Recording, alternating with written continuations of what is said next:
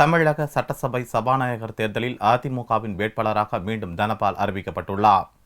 சபாநாயகராக தனபாலும், துணை சபாநாயகராக பொள்ளாச்சி ஜெயராமனும் போட்டியிடுகின்றனர். தமிழக சட்டசபையின் புதிய சபாநாயகர் மற்றும் துணை சபாநாயகர் தேர்தல் ஜூன் 3ஆம் தேதி நடக்கும் என்று அறிவிக்கப்பட்டுள்ளது. இந்த தேர்தலுக்கான வேட்பாளர்களை அதிமுக பொதுச் செயலாளர் ஜெயலலிதா அறிவித்துள்ளார். முந்தைய சபாநாயகர் தனபால் மீண்டும் சபாநாயகராக போட்டியிடுகிறார். துணை சபாநாயகராக பொள்ளாச்சி ஜெயராமன் போட்டியிடுகிறார். அவை முன்னவராக நிதியமைச்சர் ஓ பன்னீர்செல்வம் மீண்டும் அறிவிக்கப்பட்டுள்ளார். அதிமுக சட்டசபை குழுவின் கொறடாவாக ராஜேந்திரன் அறிவிக்கப்பட்டுள்ளார். தமிழக சட்டசபையில் அதிமுகவுக்கு தனி பெரும்பான்மை இருப்பதால் சபாநாயகர் தேர்தலில் சபாநாயகராக தனபாலும், துணை சபாநாயகராக பொள்ளாச்சி ஜெயராமனும் தேர்வு செய்யப்படுவது உறுதியாகியுள்ளது.